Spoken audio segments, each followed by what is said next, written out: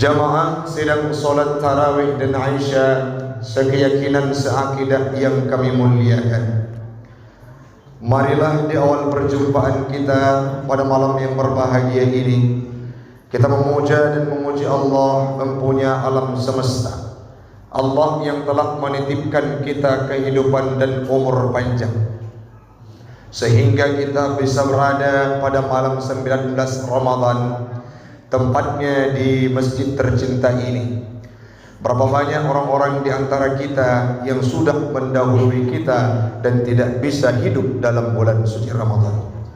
Salawat dan salam keharibaan baginda Rasulullah sallallahu alaihi wasallam, seorang nabi yang mengerjakan ibadah tanpa pamrih, tidak pernah mengenal ruang dan waktu dalam beribadah, lebih-lebih dalam bulan suci Ramadan, bahkan sampai bengkak kakinya dalam salat dan sujud kepada Allah Subhanahu wa ta'ala.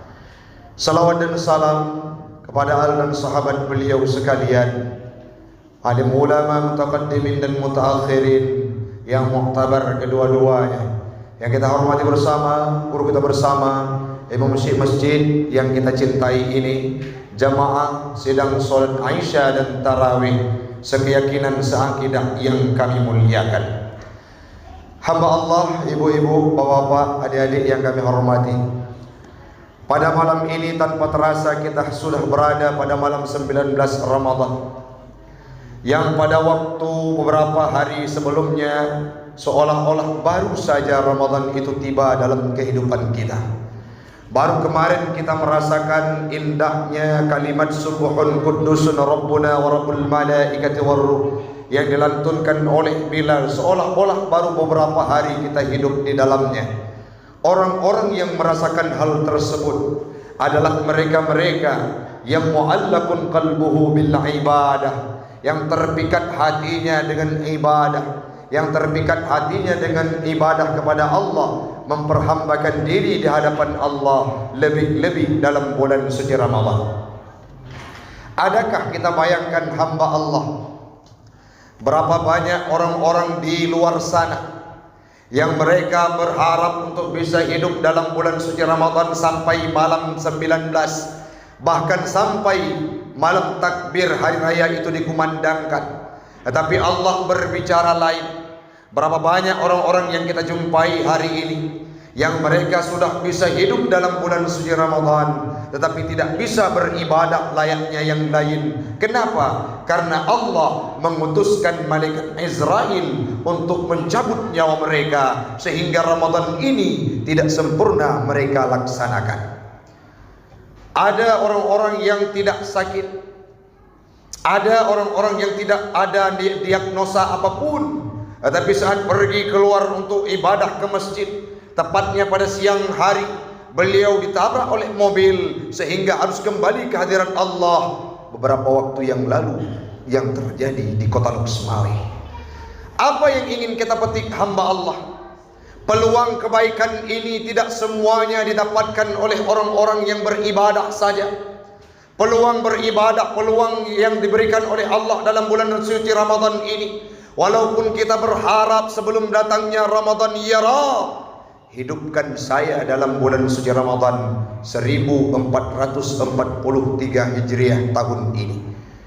Kenapa? Untuk bisa ruku di dalamnya. Kenapa? Untuk bisa sujud di Masjid Nurul Hidayah. Kenapa? Untuk bisa mendirikan malam-malam tarawih. Tetapi kalau Allah berkata lain, kita tidak bisa berbuat apa-apa. Maka malamnya orang syikdun, siapapun kita, marilah kita tingkatkan kualitas ibadah kita. Yang dulunya sholat cuma sekedar gugur rutinitas dalam kehidupan, yang dulunya dari hari pertama sampai hari ke-18 kita puasa hanya gila, sanjungan dan pujian, marilah sekarang kita tingkatkan kualitas ibadah kita. Ibadah-ibadah yang diharapkan oleh Allah, yang akan memicu kita dijadikan sebagai umat muttaqin usai Ramadan nantinya. Nabi Muhammad yang diprioritaskan surga. Dalam sebuah hadis qudsi, saat Nabi sakratul maut, beliau berdialog dengan malaikat Jibril. Ya Muhammad, Jibril berkata, apakah engkau tidak rida untuk berhadap dengan Allah, untuk kembali ke hadirat Allah? Ataukah engkau cinta kepada dunia? Engkau akan tinggal dalam dunia selama-lamanya. Nampak dari raut wajahmu ada sesuatu yang engkau sembunyikan ya Muhammad. Bukan demikian Jibril. Bukan aku tidak mau untuk menghadap Allah, bukan aku tidak senang untuk berjumpa dengan Allah, tapi aku terpikirkan bagaimana kondisi umatku di akhir zaman. Apa jaminan yang diberikan oleh Allah kalau aku meninggal dunia, wafat kembali ke hadirat Allah? Apa jaminan yang diberikan oleh Allah kepada umatku di akhir zaman nantinya? Saat itu berangkat Jibril, berjumpa dengan Allah dan berkata, ya Rabb, Muhammad memilihmu. Muhammad tidak memalingkan wajahnya dari dirimu, tetapi Muhammad menitipkan satu pesan yang indah. Apakah jaminan yang engkau berikan kepada umatnya? Kalau demikian, Muhammad berkata, ya Jibril, basyirhu ya Jibril, sampaikan wahai Jibril, innal jannata muharramatun alal umam hatta tadkhuluha ummatuh.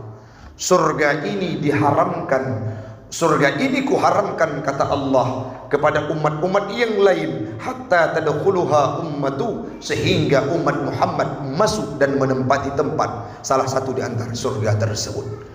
Coba bayangkan hamba Allah dalam sakratul maut. Jangankan Nabi, kita sebagai umat Nabi Muhammad, hatta tadkhuluha ummatu, surga itu akan diizinkan untuk orang yang lain, sehingga kita masuk di dalamnya terlebih dahulu, baru Allah mengizinkan kepada yang lain. Nabi Muhammad jangankan dirinya, kita sebagai umatnya diberikan kelebihan oleh Allah. Kita dimudahkan sakratul maut bagi orang-orang yang punya ibadah. Kita akan dimasukkan semuanya dalam surga kalau kita mengucapkan 5 syahadah. Kenapa? Karena itu memang pinta Nabi saat beliau sakratul maut. Nabi dimasukkan dalam surga, jangankan beliau, umatnya dimasukkan dalam surga. Tapi bagaimana ibadah Nabi Muhammad? Dalam suatu ketika Nabi Muhammad pernah didapati oleh Siti Aisyah. Beliau sujud sangat lama, beliau i'tidal, beliau baca surah Al-Baqarah, surah Ali Imran, surah An-Nisa, Al-Maidah. Saat solat sampai hampir dekat dengan fajar, baru usai solat yang beliau laksanakan. Pernah didapati oleh Siti Aisyah, kaki Nabi itu sampai bengkak karena melaksanakan solat saking lamanya.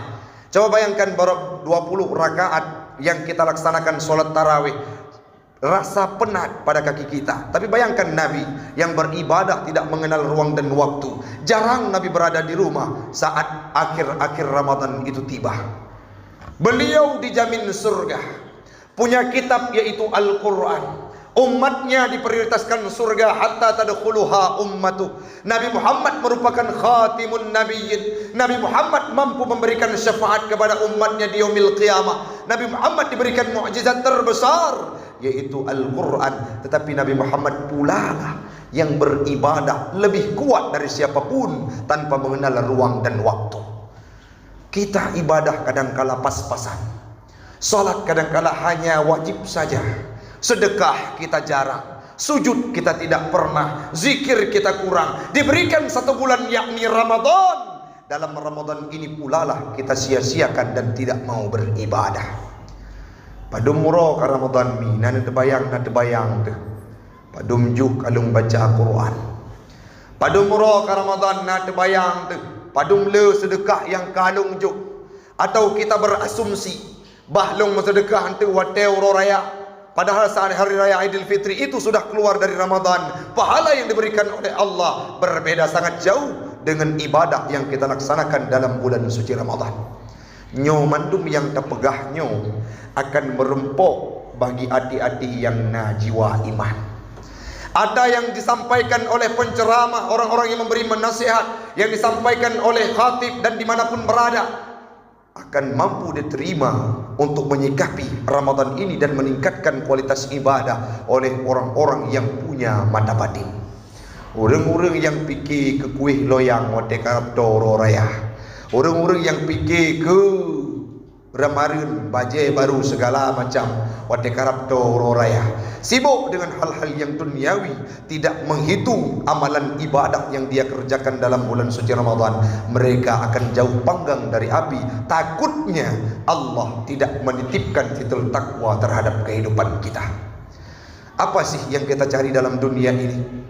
Apakah sekedar titel profesor, titel doktor, titel magister, titel sarjana strata tatu?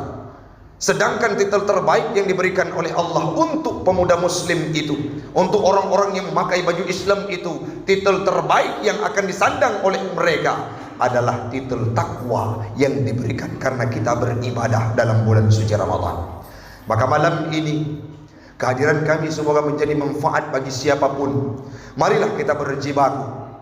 Rasul pernah berkata, "Man shama Ramadhana imanan wa ihtisaba ghufira lahu ma taqaddama min dhanbi." Siapapun yang berpuasa, kalimat diawali oleh Nabi siapapun. Man itu kalau dalam kajian Arab, baik laki-laki, perempuan, tua, muda, siapapun termasuk. Siapapun yang beribadah dalam bulan suci Ramadan, iman. Apa makna iman, Ustaz? Imam Ibnu Hajar dalam kitab Fathul Bari menjelaskan bahwa al-iman huna al-i'tikadu bil fardiyati sawbihi. Iman yang terdapat dalam kalimat hadis tersebut adalah orang-orang yang berpuasa karena Allah, karena beriktikad, karena meyakini bahwa puasa ini wajib, bukan semata-mata karena gila pujian dan sanjungan orang lain. Orang yang berpuasa seperti itu, wahtisaban. Ini yang paling penting dalam kehidupan kita. Mengihtisab, memuhasabah diri setiap harinya. Bagaimana dosa yang pernah kita kerjakan, apa kebaikan yang akan kita hadirkan dalam bulan suci Ramadan. Kita hitung satu demi satu kebaikan demi kebaikan. Kita hitung satu demi satu keburukan yang pernah kita lakukan untuk kita tidak ulang lagi dalam kehidupan. Maka kalau ada dua hal tersebut, apa janji Nabi? Ghufira lahu ma taqaddama min dzambih, akan diampunkan dosa oleh Allah Subhanahu wa taala. Bukankah kita sudah berada di 10 pertengahan? Tepatnya malam ke-19, malam 20. Itu merupakan pertengahan dari bulan suci Ramadan. Apa yang dijanjikan oleh Allah? Maghfiratan minallah, pengampunan dari Allah Subhanahu wa taala. Setelahnya nanti pada penghujung Ramadan akan diberikan itqum minan nar, merdeka kita dari api neraka. Kenapa? Karena sudah melaksanakan dua hal sebelumnya, yaitu mengharapkan rahmat Allah, menjadikan Ramadan ini sebagai rahmat, dan meminta ampunan. Yang selanjutnya pastilah Allah akan memberi ampunan dan dijadikan kita sebagai hambanya. Kalau kita semua sudah menjadi hamba Allah, fadkhuli fi ibadi wadkhuli jannati. Hamba Allah lah yang akan menempati tempat salah satu di antara surganya, sebagaimana yang dijelaskan olehnya dalam surah Al-Fajr pada penghujung ayat tersebut. Maka malam ini marilah Ramadan yang tersisa hanya 11 malam lagi, kita jadikan solusi dalam kehidupan kita untuk meningkatkan kualitas ibadah kita, baik itu dengan membaca Al-Quran, baik itu dengan beribadah di masjid, dengan berzikir, dengan melantunkan kalimat-kalimat yang dianjurkan oleh Allah, dengan bersedekah, dengan menyantuni anak yatim, dengan berbagi di bulan Ramadan. Tingkatkan kualitas ibadah kita, karena akan berbeda jauh ibadah dalam bulan suci Ramadan dengan dibandingkan dengan di luar bulan suci Ramadan. Semoga apa yang kita sampaikan menjadi manfaat bagi pribadi saya dan umumnya kepada jamaah sekalian. Hal yang perlu kita ingat adalah, yang pertama, semasih diberikan umur oleh Allah, jangan pernah pernah mengharap untuk bisa beribadah besok, karena belum tentu kita bisa hidup satu detik ke depan. Selama ini Ramadan ini masih ada dalam kehidupan kita, sikapilah dengan memperbanyak ibadah di dalamnya, karena ibadah di dalam bulan suci Ramadan lebih baik dibandingkan ibadah di luar bulan suci Ramadan. Karena dalam bulan suci Ramadan terdapat satu malam yang lebih baik dari 1000 bulan, itulah Lailatul Qadar yang akan kita raih nantinya pada 10 terakhir bulan Ramadan. Semoga semuanya kita menjadi umat yang muttaqin, yang menyandang titel takwa usai Ramadan ini berakhir. Amin. Amin ya rabbal alamin. Hanya ini yang dapat kami sampaikan. Lebih dan kurang kami mohon maaf. Hadanallahu wa iyyakum ajma'in. Assalamu alaikum warahmatullahi wabarakatuh.